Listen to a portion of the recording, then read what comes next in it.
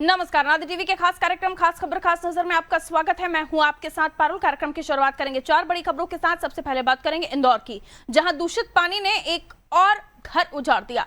दूषित पानी से प्रभावित महिला अनीता कुशवाहा ने दम तोड़ दिया।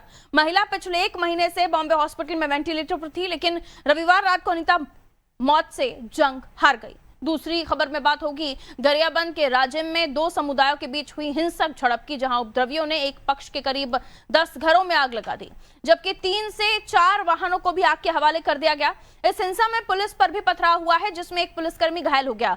मामले में अब तक 3 आरोपियों को गिरफ्तार किया जा चुका है। तीसरी खबर में बात करेंगे प्रयागराज माघ मेले की, जहां शंकराचार्य स्वामी अभिमुक्तेश्वरानंद महाराज का शिविर इस बार पूरी तरह सूना पड़ा है। मेले के दौरान ये शिविर श्रद्धालुओं की आस्था का बड़ा केंद्र बनने वाला था, जहां यज्ञ, कथा, प्रवचन और विशेष दर्शन जैसे कई कार्यक्रम तय थे। लेकिन मौनी अमावस्या के दिन मेला प्राधिकरण और स्वामी अभिमुक्तेश्वरानंद के बीच विवाद के बाद हालात बदल गए।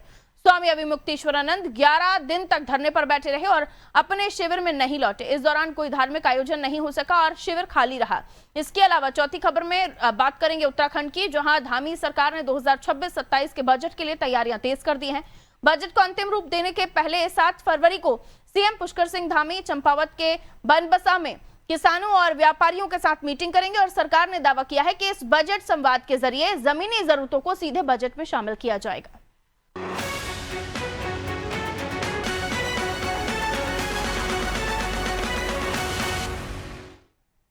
और चलिए शुरुआत करते हैं पहली खबर के साथ। इंदौर के भागीरथपुरा में दूषित पानी से प्रभावित एक और मरीज की मौत हो गई है। 1 माह से अधिक समय तक अस्पताल में भर्ती रही अनीता कुशवाहा ने रविवार रात को दम तोड़ दिया। उनका इलाज बॉम्बे हॉस्पिटल में चल रहा था और वो लंबे समय से वेंटिलेटर पर थी। उनके बेटे नीलेश ने बताया कि उन्हें पहले से कोई गंभीर बीमारी नहीं थी। अनीता को 28 दिसंबर को उल्टी और दस्त की शिकायत पर भाग्यश्री अस्पताल में भर्ती कराया गया था। 2 दिन बाद उन्हें डिस्चार्ज करके घर भी लाया गया, लेकिन कुछ ही घंटों बाद उनकी हालत बिगड़ गई। इसके बाद 1 जनवरी को अरविंदो अस्पताल में भर्ती किया गया और 4 जनवरी को उन्हें बॉम्बे हॉस्पिटल शिफ्ट किया गया। इलाज के दौरान उनकी किडनी फेल हो गई और लगातार हेमोडायलिसिस किया गया। सीएमएचओ डॉक्टर माधव हसानी ने बताया कि शासन की ओर से हायर सेंटर्स में इलाज करवाया गया, लेकिन दुर्भाग्यवश मरीज को बचाया नहीं जा सका। इस हादसे में अब तक कुल 32 मौतें हो चुकी हैं। 450 से ज्यादा लोग घर जा चुके हैं स्वस्थ होकर, जबकि 3 मरीज अभी भी अस्पताल में भर्ती हैं, जिनमें से 2 आईसीयू में हैं और उनकी हालत भी गंभीर बनी हुई है। तो इंदौर में दूषित पानी पीने से मौतों का आंकड़ा बढ़कर 32 हो गया है। एक और महिला ने दम तोड़ दिया और इसी तरह से देखिए कुछ और भी मरीज हैं जो अभी भी इस अस्पतालों में इलाज करा रहे हैं इसी मर्ज से परेशान होकर। तो गंदा पानी किस हद से लोगों की किस तरह से लोगों की जानें ले रहा था, वो मामला हमने देखा। लेकिन सब कुछ व्यवस्थाएं होने के बावजूद भी आप सोचिए कि गंदगी पानी में किस कदर होगी कि लोगों को बचाया नहीं जा पा रहा है, हायर सेंटर्स में भी एडमिट कराने के बावजूद भी।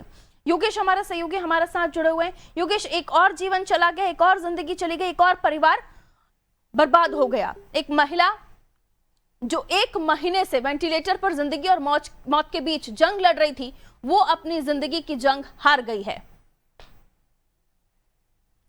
हम कोशिश करेंगे हम योगेश से बात कर पाए।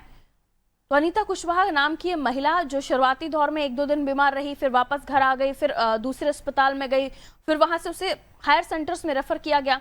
सीएमएचओ भी बता रहे हैं कि ये पूरे मामले में कि डायलिसिस चल रहा था, किडनी में प्रॉब्लम आ गई थी और उसके अलावा लगातार हेमोडायलिसिस किया जा रहा था। यानी सीधे इस दूषित पानी ने लोगों की किडनी को अटैक किया है।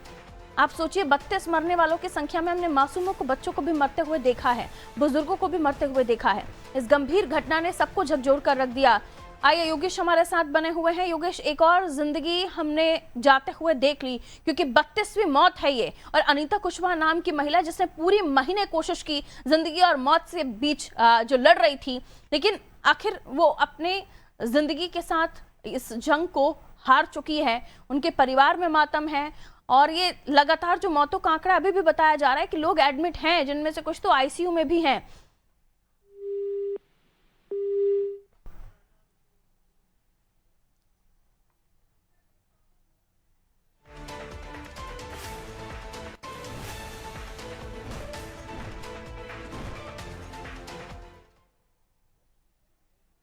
और और आइए योगेश हमारे साथ जुड़े हुए हैं। योगेश, इस पूरे मामले के बारे में जानकारी दीजिए। 32वीं मौत हो गई और अभी भी कुछ ऐसे पेशेंट्स हैं जो आईसीयू में भी हैं। देखिए पारुल, भागीरथपुरा कांड में 32वीं मौत है। अनिता कुशवाहा जो 65 साल की थी, उन्होंने रविवार को दम तोड़ दिया है और उनका इलाज बॉम्बे हॉस्पिटल में चल रहा था। राहुल गांधी ने बॉम्बे हॉस्पिटल के जितने भी मरीज, उसमें कुछ मरीजों से मुलाकात भी की थी और उसके बाद में जितने भी मरीज आईसीयू में थे और जितने भी मरीज गंभीर अवस्था में थे, वो सारे मरीज जो है वो अब कहीं ना कहीं अब उनकी हालत धीरे धीरे गंभीर होती जा रही है। और ये 32वीं मौत है, ये कहीं ना कहीं भागीरथपुरा कांड को और कहीं ना कहीं जो देश के स्तर पर जितना नाम खराब होना था वो तो हो चुका, लेकिन इस तरह से लगातार मौतें और कहीं ना कहीं इंदौर के नाम को और कहीं ना कहीं धूमित कर रही है। और 32वीं मौत जो है विश्वास के उनको उनकी शिकायत हुई थी और उनको 28 दिसंबर को उनको हॉस्पिटल में एडमिट किया। उन्होंने भागीरथपुर हॉस्पिटल में एडमिट किया था। उसके बाद 2 दिन बाद डिस्चार्ज होकर घर आ गए थे, लेकिन फिर उनकी हालत बिगड़ने के बाद 1 जनवरी को वापस से अरबिंदो हॉस्पिटल में एडमिट किया। अरबिंदो हॉस्पिटल से उन्होंने 4 जनवरी को बॉम्बे हॉस्पिटल, इस तरह से उनको लगातार हॉस्पिटल इधर से उधर ले रहा है। उसके बाद में हालत गंभीर होने पर किडनी फेल हो गई। उसके बाद में उनको वेंटिलेटर पर रखा गया और आखिरकार उनकी रविवार को उनकी जो है डेथ हो गई।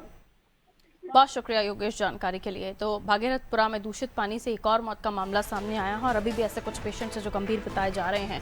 दूषित पानी, ये जलकांड जो हुआ इंदौर में, इसने सभी को झकझोर कर रख दिया।